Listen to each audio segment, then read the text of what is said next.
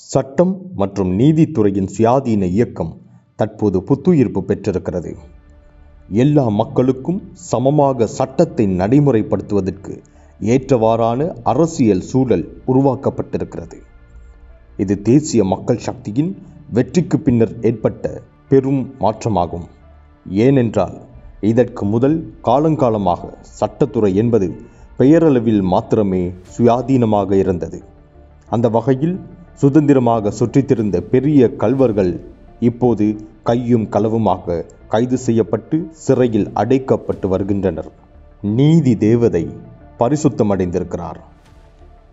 ஆம், கடந்த காலத்தில் ஆட்சி அதிகாரத்தில் இருந்த பலர் மீதும் ஊழல், மோசடி, லஞ்சம், வீண்விரயம், அதிகார துஷ்பிரயோகம், கொலை என்று பல குற்றச்சாட்டுகள் அள்ளி கொட்டப்பட்டிருக்கின்றன. ஆனால் கடந்த ஆட்சி வரையில் அவ்வாறான சந்தேக நபர்கள் மீதான விசாரணை என்பது கண்கட்டி வித்தையாகவே இருந்தது. இதன்போது கண்கள் கட்டப்பட்டது பொதுமக்களுக்காகும். ஆகவே குற்றவாளிகள் தொடர்ந்தும் குற்றச்செயல்களை செய்து வந்ததோடு மக்களின் பணத்தை தன் அப்பன் வீட்டு சொத்தை போல பயன்படுத்தி சுதந்திரமாகவும் திமிராகவும் அரச பாதுகாப்புடன் வெளி உலகில் உலவித் தெரிந்தனர். கடந்த காலங்களில் சில சந்தர்ப்பங்களில் சில விடயங்களை மூடி மறைக்க முடியாது போன போது கைது நடவடிக்கைகளையும் விசாரணைகளையும் வழக்கு தாக்குதல்களையும் முன்னெடுத்தனர். ஆனால் சுற்றுலா சென்று வருவது போல பெரிய குற்றவாளிகள் சிறைக்கு சென்று வீடு திரும்பினார்கள். அதாவது தலை தீபாவளிக்கு மாமியார் வீட்டுக்கு சென்று வருவது போலவாகும். நியாயமான இறுதி தண்டனை வழங்கப்பட்டிருக்கவில்லை. ஆனால் தற்போது நிலைமை தலைகீழாக மாறிக்கொண்டிருக்கிறது. இறுதி தீர்ப்பு ஆணித்தரமாக எழுதப்பட்டு கொண்டிருக்கிறது. அந்த வகையில் இதுவரையில் 4 பெரும் தலைகளுக்கு தலையெழுத்து மாற்றி எழுதப்பட்டிருக்கிறது.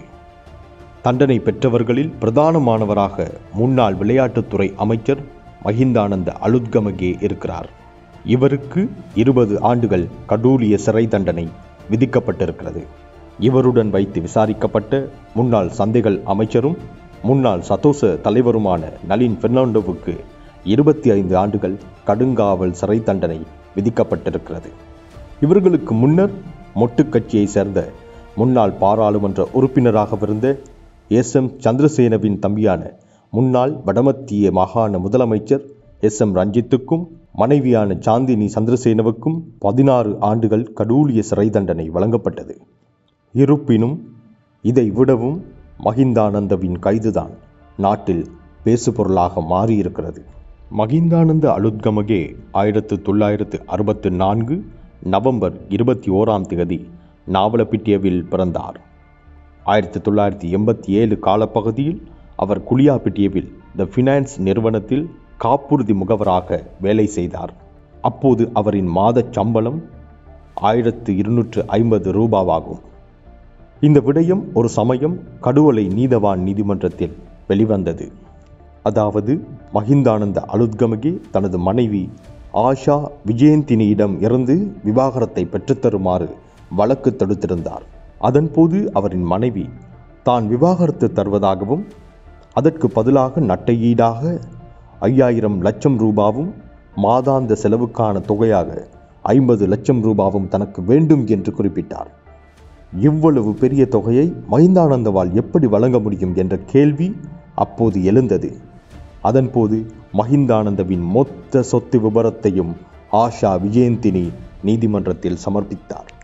மஹிந்தானந்தவின் பெயரில் கொழும்பு, கண்டி என்று பல இடங்களிலும் கோடிக்கணக்கு பெறுமதியுள்ள வீடுகள், இலங்கையில் உள்ள வங்கிகளில் வங்கி கணக்குகள், கட்டுநாயக்க விமான நிலையத்தில் 3 டியூட்டி ஃப்ரீ கடைகள் என்று ஏராளம் இருந்தன.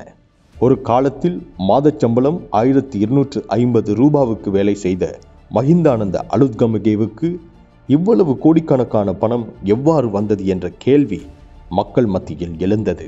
மஹிந்தானந்த குளியாப்பிட்டியவில் வேலை செய்த போது அவரது முன்னாள் மனைவி ஆஷா விஜயந்தினி குளியாப்பிட்டியவில் சிங்கள கடையொன்றில் வேலை செய்து கொண்டிருந்தார். அவரது மாத சம்பளம் 750 ரூபாவாகும். ஆனால் அவர் நட்டையீடாக கேட்ட தொகை 5000 லட்சம் ரூபாவும் மாத செலவுக்கு 50 லட்சம் ரூபாவும் ஆகும். இதன்போது பதில் வழங்கியிருந்த மஹிந்தானந்த அலுத்கமகே தான் ஏற்கனவே ஆஷாவுக்கு மாதம் 12 லட்சம் ரூபாய் வழங்குவதாக குறிப்பிட்டிருந்தார்.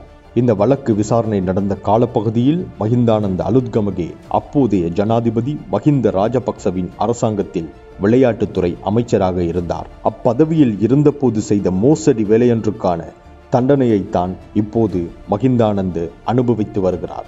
அதாவது 2015ஆம் ஆண்டு ஜனாதிபதி தேர்தல் நடைபெற்ற போது சதோச நிறுவனத்தின் ஊடாக 14,000 கேரம் போர்டு மற்றும் 11,000 தாம் போர்டுகளை இறக்குமதி செய்து விளையாட்டுக் கழகங்களுக்கு பகிர்ந்தளித்து அரசாங்கத்திற்கு 53 மில்லியன் ரூபாய் நட்டமேற்படுத்திய குற்றத்திற்காக அவர் தண்டனை பெற்றிருக்கிறார். அவருக்கு உடந்தையாக இருந்த குற்றத்திற்காக முன்னாள் சதோச தலைவர் நளின் பெர்னாண்டோவுக்கு 25 ஆண்டுகள் கடுங்காவல் தண்டனையை 3 அடங்கிய கொழும்பு உயர்நீதிமன்ற நீதியரசர்கள் வழங்கியுள்ளனர். 6 ஆண்டுகளுக்கு மேலாக நடைபெற்று வந்த இந்த வழக்குக்கு மேற்கண்ட தீர்ப்பினை நீதியரசர்களான மகேஷ் வீரமன், பிரதீப் அபேரத்ன மற்றும் அமாலி ரணவீர ஆகியோர் பெற்றுக் கொடுத்துள்ளனர். இவ்வாறான தீர்ப்பு திருட்டு அரசியல்வாதிகளுக்கு கிடைத்த தக்க பதிலடியாகவும் எதிர்காலத்தில் எவரும் இதுபோன்று மக்கள் பணத்தை மோசடி செய்ய கனவிலும் நினைத்து பார்க்காத நிலைமையை கொண்டு வருவதாகவும் அமைந்திருக்கிறது. இது ஜனாதிபதி அனுரகுமார திசாநாயக்க அவர்களின் ஆட்சியின் சாதனையாகும். ஏனென்றால் இதற்கு முன்பு நிலைமை இவ்வாறானதாக இருக்கவில்லை. மஹிந்த ராஜபக்ச தேர்தலில் தோல்வியடைந்த பின்னர் கட்சியை மீள கட்டியெழுப்புவது பற்றி ஊடகங்களுக்கு கருத்து தெரிவித்த போது, நாங்கள் உண்மையிலேயே தவறு செய்திருக்கிறோம், அமைச்சர்களை பாதுகாத்திருக்கிறோம், அவர்கள் செய்த கேவலமான வேலைகளை மூடி மறைத்திருக்கிறேன், அதன் பிரதிபலனை இப்போது நான் அனுபவிக்கிறேன் என்று கூறியிருந்தார். අපි වැරදි කරා ඇත්ත වශයෙන්ම ඇමතිවරු ආරක්ෂා කරා උන් කරපු පාඩිකම් බලුකම් ඒවත් වහලා ඒවයි ප්‍රතිඵල ඇති මං භුක්ති විඳිනවා දැන්.